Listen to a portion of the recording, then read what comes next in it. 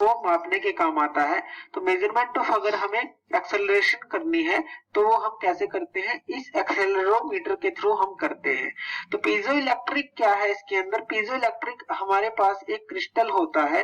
अगर इस क्रिस्टल को आप कंप्रेस करते हैं, मान लीजिए अगर ये पीजो इलेक्ट्रिक क्रिस्टल है, अगर आप इसको कंप्रेस करते हैं या आप इसको टेंशन फोर्स देते हैं तो इसके अंदर क्या है, वोल्टेज प्रोड्यूस होती है। तो इस जो पीजो इलेक्ट्रिक हमारा क्रिस्टल होता है, जब आप उसको कोई भी फोर्स दें, कंप्रेसिव दें या टेंशन दें, तो वो वोल्टेज जनरेट करता है। तो इस तरह का ये पीजो इलेक्ट्रिक क्रिस्टल होता है। तो इसका हम यूज करते हैं एक्सेलरेशन को मापने के लिए। तो इसको इसलिए बोला गया है पीजो इलेक्ट्रिक एक्सेलेरोमीटर। तो इसके अंदर देखते हैं कौन कौन से कंपोनेंट है और ये कैसे काम करता है। तो हमारे पास ये जो बीच में यहाँ पे ये दिखाया गया है, ये है हमारे पास पीजो इलेक्ट्रिक जो क्रिस्टल है। तो पीजो इलेक्ट्रिक क्रिस्टल यहाँ पे यूज किया गया है। इसके ऊपर और नीचे लगाए गए हैं दो इलेक्ट्रोड। तो ये भी इलेक्ट्रोड है, अगर इसकी बात करें तो ये भी इलेक्ट्रोड है, और इसके ऊपर भी इलेक्ट्रोड का यूज किया गया है, ये है, ये भी इलेक्ट्रोड है। तो ये दो इलेक्ट्रोड लगाए गए हैं और इन इलेक्ट्रोड से वायरिंग की गई है ताकि आप जो है आउटपुट को ले सके। तो जो आउटपुट है आपको यहाँ पे मिलेगी, जब भी ये जो पीजो इलेक्ट्रिक क्रिस्टल है प्रेस होगा या एक्सपेंड होगा तो ये क्या करेगा, वोल्टेज को जनरेट करेगा। तो इस तरह का ये पीजो इलेक्ट्रिक क्रिस्टल की प्रॉपर्टी होती है। अब ये जो पीजो इलेक्ट्रिक क्रिस्टल है हमने दो इलेक्ट्रोड के बीच में रखा है, और इसको किसके ऊपर रखा गया है, ये जो है ये आपको दिखाई दे रहा है, ये बेस है। तो ये इस बेस के साथ इसको लगाया गया है, अच्छी तरह से अटैच कर दिया गया है इनको, और इसके ऊपर इलेक्ट्रोड के ऊपर एक नॉन मास आप रखते हैं जिसकी वैल्यू आपको पता हो, तो वो मास इसके ऊपर रखते हैं जो कि इस क्रिस्टल के ऊपर फोर्स लगाता है। देखिए जब आप कुछ भी मास रखेंगे तो इसके ऊपर कुछ फोर्स लगाएगा जिससे कि कुछ आपको आउटपुट मिलेगी। तो नॉन मास आप उसके ऊपर रखते हैं। इसी तरह से उसके ऊपर उसको अच्छी तरह से इस पूरी यूनिट को पैक करने के लिए ये यूज किया जाता है, जो कि काम करता है, जो ये ऊपर कवर है एक स्प्रिंग का काम करता है, और इसको ये स्क्वीज रखता है, सारी चीजों को, एक यूनिट को कंप्रेस रखता है। तो एक स्क्वीज का भी काम करता है, अच्छी तरह से इनको पकड़ के रखता है।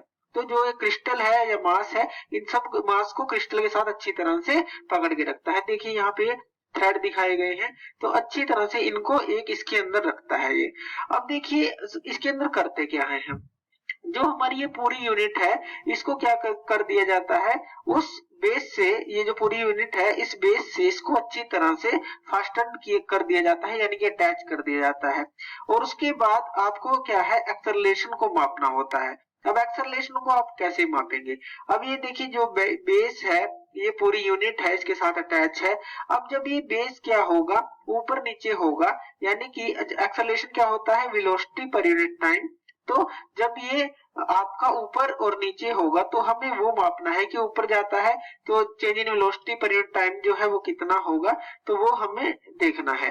तो जब ऊपर जाएगा और नीचे जाएगा तो हम उसके थ्रू कैसे एक्सेलरेशन को मापेंगे।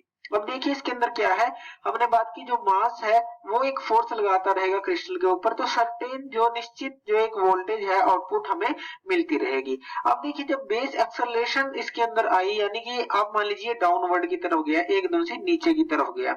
अब जब ये नीचे की तरफ गया तो ये क्या करेगा, अब इस फोर्स, इसके अंदर कंप्रेशन थी, यानी कि इस मास ने इसके ऊपर कुछ फोर्स लगा रखी थी, एकदम से नीचे की तरफ गया तो ये क्रिस्टल के अंदर जो आपकी स्ट्रेसेस थी वो रिलीव होंगी, क्योंकि इसके ऊपर पहले ही फोर्स लग रही थी। जैसे ही नीचे जाएगा तो इसके अंदर जो स्ट्रेसेस है रिलीव होगी, आप कह सकते हैं एकदम से जो फोर्स की वैल्यू है वो डिक्रीज होगी। अब जो न्यूटन सेकंड लॉ कहता है वो क्या कहता है, F इक्वल टू ma, यानी कि फोर्स क्या होती है, मास इनटू एक्सेलरेशन के बराबर होती है। अब यहाँ जो मास की वैल्यू है वो तो आपने फिक्स रखी है, क्योंकि यहाँ मास की वैल्यू है, नॉन है, फिक्स रखी है। तो अब जो एक्सेलरेशन है वो किस पे डिपेंड करेगी, यानी कि जो आपने फोर्स इसके ऊपर लगाई है, या फोर्स डिक्रीज हुई है या इंक्रीज हुई है, उसके ऊपर डिपेंड करेगी। तो जो फोर्स है वो प्रोपोर्शनल किसके रह जाएगी, एक्सेलरेशन के, क्योंकि जो मास है वो फिक्स है। तो इसी तरह से जब वो नीचे आया तो डिक्रीज फोर्स हुई। इसी तरह से मान लीजिए जब वो ऊपर जाएगा, एकदम से ऊपर जाएगा, तो क्या होगा, फोर्स क्या होगी, इंक्रीज होगी। तो क्या होगी, हम फोर्स को माप लेंगे, जो भी आपका डिफरेंस आएगा जब ये ऊपर जा रहा है नीचे आ रहा है, तो आपको यहाँ पे डिफरेंस मिलेगा आउटपुट वोल्टेज के अंदर, आप उसको रिकॉर्ड कर लेंगे। रिकॉर्ड करने के बाद उसको कोरिलेट कर लेंगे जो एक्सेलरेशन इस बेस के ऊपर लगी है। तो इस तरह से जो पीजो इलेक्ट्रिक एक्सेलेरोमीटर है वो काम करता है एक्सेलरेशन को मापने का। तो ये था पीजो इलेक्ट्रिक एक्सेलेरोमीटर। तो thank you video. Hello students, this is what you have seen the working principle of accelerometer from one of the YouTube channel that I have added in between. Now this is the this is the actual accelerometer, and the acceleration is applied from the bottom of this solid base, and these two are the electrodes where the voltage is generated, and how the voltage is generated, that is already explained. Now this voltage is further given to the amplifier amplifies it, and it is given after conversion into digital to the processor to display the acceleration onto a display. So this way, here the piezoelectric accelerometer part is completed. I hope that you have understand this. Now in the same video, let us start the next sensor. Now we will see the next two sensors related for the temperature measurement. Now this is the another physical parameter, temperature. For temperature measurement, now we can see in front of you two sensors are mentioned. The left side is RTD, resistance temperature detector, and right side is thermistor. There is one more temperature sensor that we will discuss in the next video. RTD is a resistive temperature detector. It works based on change in resistance principle. When the temperature is applied to the RTD, its resistance changes according to the temperature changes. And thermistor is also a change in resistance type of sensor. Its resistance also changes when the temperature is applied. So what is the major difference between the RTD and thermistor, that we will discuss as per their comparison point. The basic principle is change in resistance. Here also the basic principle is change in resistance. It has two characteristics, positive temperature coefficient characteristics. It has only positive temperature coefficient characteristics, and it has PTC and NTC also. Means as the temperature increases, resistance increases only. Here as the temperature increases, sometimes resistance increases, that is called PTC, and as the temperature increases, resistance decreases, that is called NTC. So thermistors are mostly NTC type.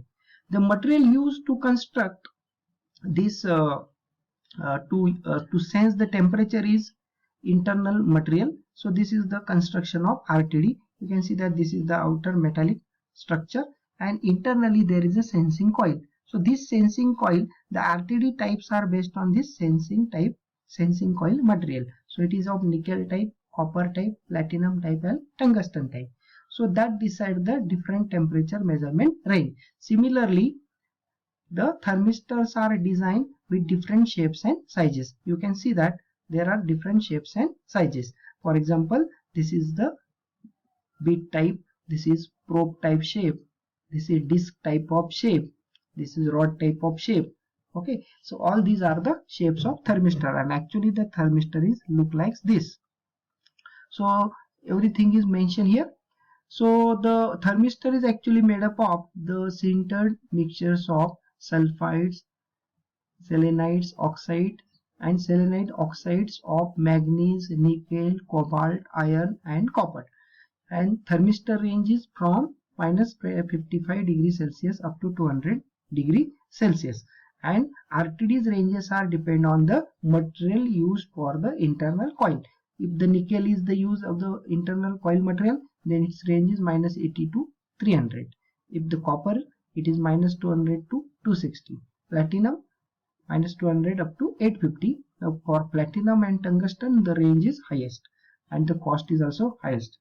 So here in this output lead, we get the change in resistance, and for the thermistor also, in these terminals we get the change in resistance. In this two we get change in resistance, in this two we get change in resistance.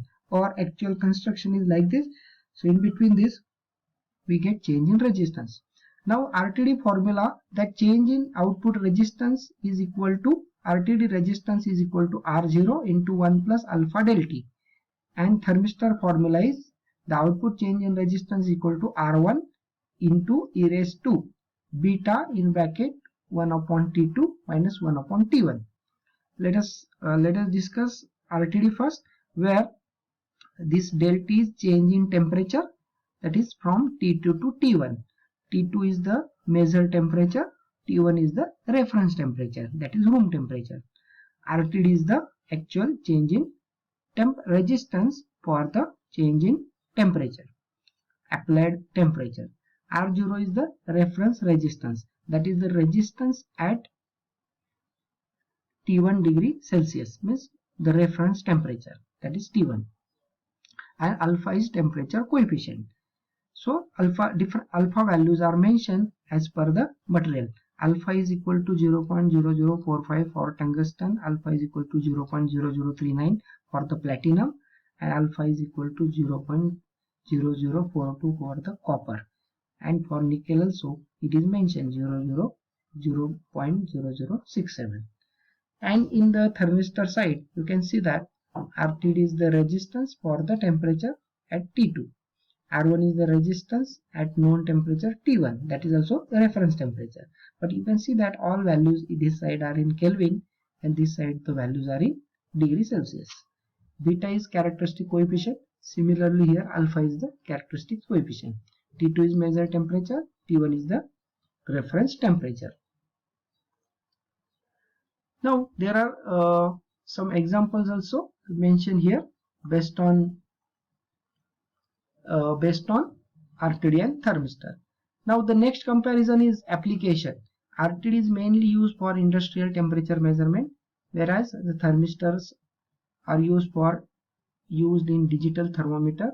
Every household, this is household device for body temperature measurement. We generally use thermometer. Then it is also used in the refrigerator. It is also used in gas geysers, ACs. Next is features. It has a positive temperature coefficient. It is reliable. It is rugged. High operating range, because if the material get changed, the range can change. High cost, that is also one of the feature. And the output is in the form of resistance, so it is required to convert into voltage. In this, it is inexpensive. It is rugged, reliable, quick response, and small in size. It is also change in resistance, so we require to convert into voltage using Weston bridge or any voltage divider circuit. So this is the characteristics for the thermistor. You can see that the characteristics of thermistor is non-linear, and this is the characteristics of RTD. RTD characteristic is linear, somehow linear.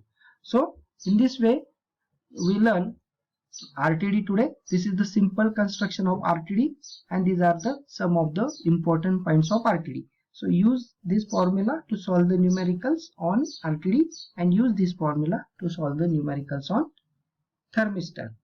Thank you.